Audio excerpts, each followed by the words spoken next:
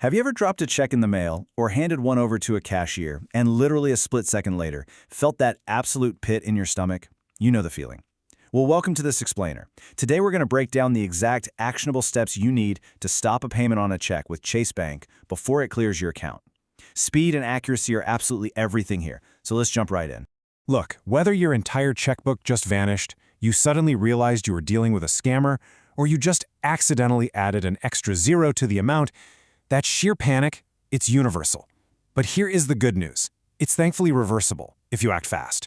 Pulling the emergency brake immediately is absolutely critical to protecting your hard-earned money, and Chase has some very specific mechanisms in place to help you do exactly that.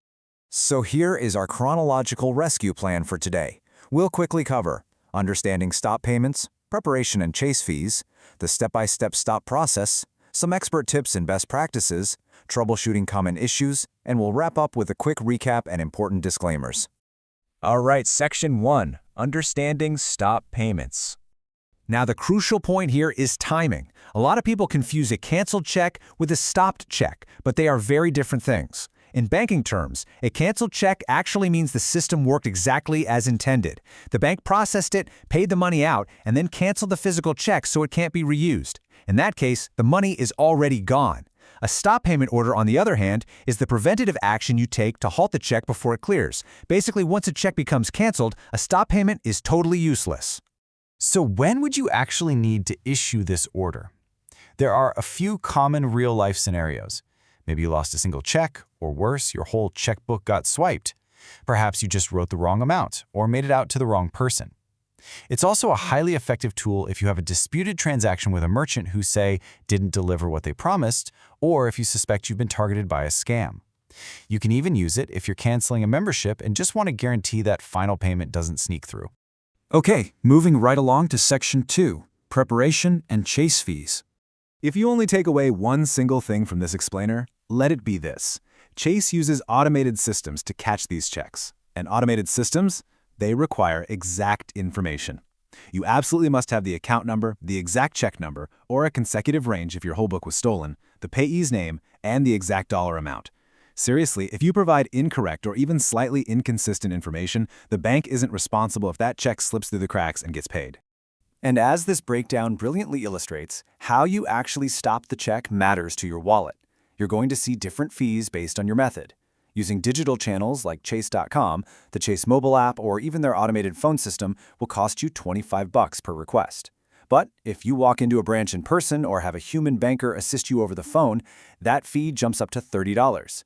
So utilizing those digital channels doesn't just save you precious time in an emergency, it keeps $5 in your pocket. Quick side note though, if you have certain premium business accounts, you might actually get these fees waived. But for standard accounts, expect to see these numbers.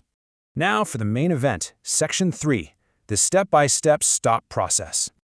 Whether you're frantically tapping on your phone's mobile app or sitting at a desktop computer, the overall flow hits these 5 logical steps. You'll log in securely, select the specific checking account you wrote the check from, find the stop payment tool, punch in those exact details we just talked about, verify everything, and hit submit.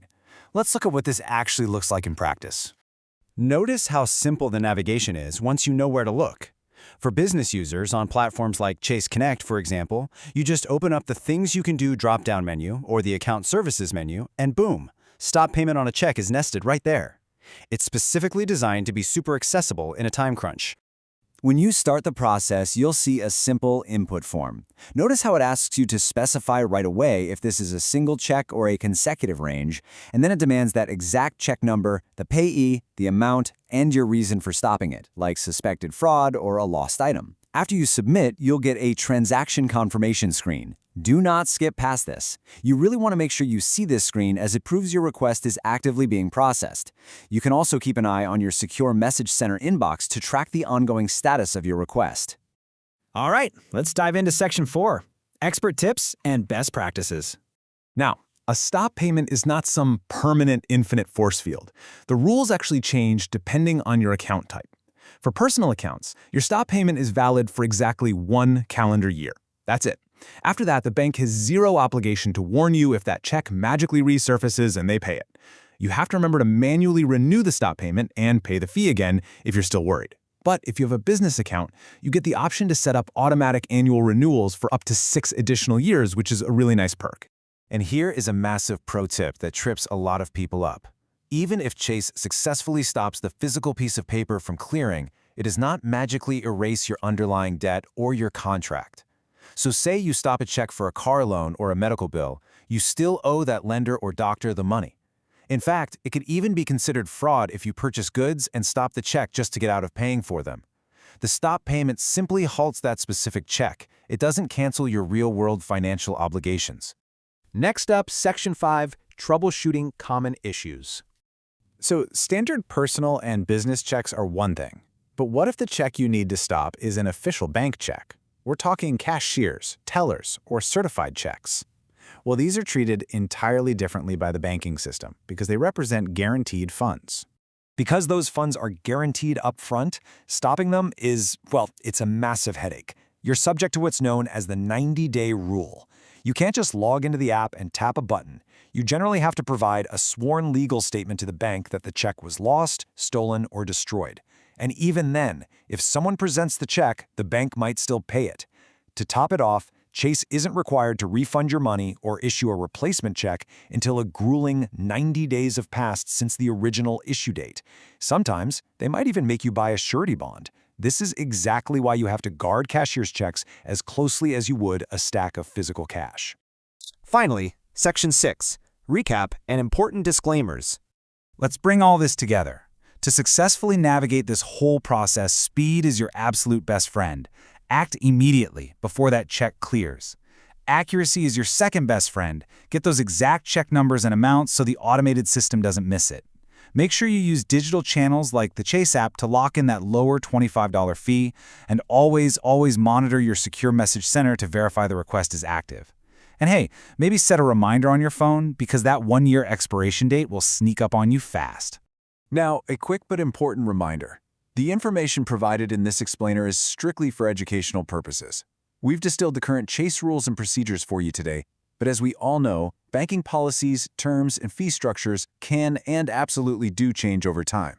You should always consult Chase directly to verify the latest details and get specific advice for whatever unique situation you're dealing with.